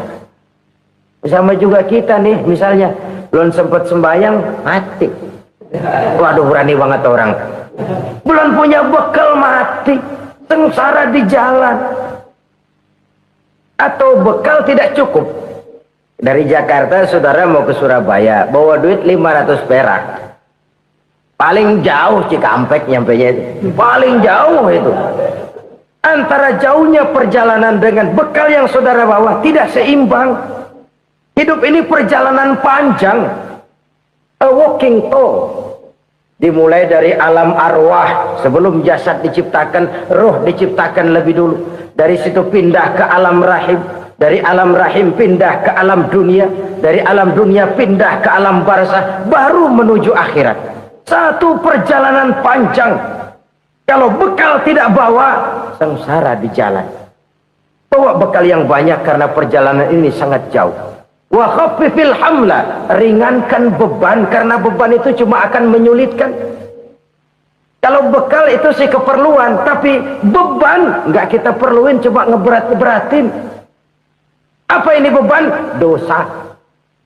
Kecurangan, kebatilan, kesoliman, ketidakadilan, kesewenang-wenangan. Itu akan jadi beban kita di akhirat. Alangkah celakanya, perjalanan panjang, bekal tidak bawa, beban kelewat banyak. Alamat sengsara di jalan. Pahala tidak ada, dosa berlipat ganda. Na'udzubillah, summa na'udzubillah. Kalau kita rangkum nasihat Al-Ghazali dengan kisah si konglomerat tadi, kita akan mengambil kesimpulan. Pertama, bekal terbaik dalam menghadapi gejolak kehidupan ini tidak lain adalah iman. Yang kedua, pahala dan dosa. Dua hal kontroversial. Pahala adalah bekal, dosa adalah beban. Tapi kita sekarang kan tidak begitu terangsang kepada yang abstrak. Orang berlomba mencari yang konkret-konkret saja. Yang real. Kalau memang dosa, benjol dong. Kira-kira begitu. Kira-kira begitu. Persis orang Yahudi dulu. Orang Yahudi itu kan pernah minta kepada Nabi Musa. Ya Musa, lan nu'mina laka hatta narallaha jahrah. Musa, kami nggak bakal mau beriman kepada Allah kalau belum kami lihat Allah ada nongkrong di depan kami. Kalau memang Tuhan ada, taruh dong di depan kami. Mau yang konkret-konkret saja. Kalau memang dosa, benjol dong. Kalau memang pahala, berasa dong. Orang terangsang kepada yang real, yang konkret-konkret saja. Karena itu, untuk mengejar dosa, orang mau bayar. Tapi untuk mengejar pahala, walaupun tidak bayar, orang segan. Ini yang dikatakan oleh Nabi, kamu mengharapkan ke surga, tapi kamu berat melaksanakan sesuatu yang bisa membawa kamu ke surga. Kamu ingin jauh dari neraka, tapi tiap saat kamu lakukan perbuatan-perbuatan yang justru menjerumuskan kamu ke neraka. Idda'aitum an-najata minan nar wa ramaitum fiha anfusakum. Kamu ingin selamat dari neraka, tapi kamu lemparkan diri kamu ke neraka. Kamu ingin masuk surga, tapi berat sekali kamu melakukan perbuatan-perbuatan yang bisa menyampaikan kamu di surga. Saudara-saudara kaum muslimin rahimakumullah. Jadi hal keempat yang merupakan perbendaharaan surga adalah la haula wa la quwata illa billah. Satu sisi ini merupakan ucapan yang memperberat timbangan akhirat. Pada sisi lain ini merupakan sikap hidup seorang muslim. Kesadaran batin yang sangat dalam bahwa tidak ada daya dan kekuatan kecuali Allah. Dan itu kita simbolkan pada saat memulai pekerjaan dengan Bismillah, dengan menyebut nama Allah. Satu kesadaran moral, saya hanya bisa melakukan ini karena diberikan daya dan kekuatan oleh Allah. Lahirlah sikap tawadu, rendah hati, tidak melonjak menjadi angkuh dan sombong.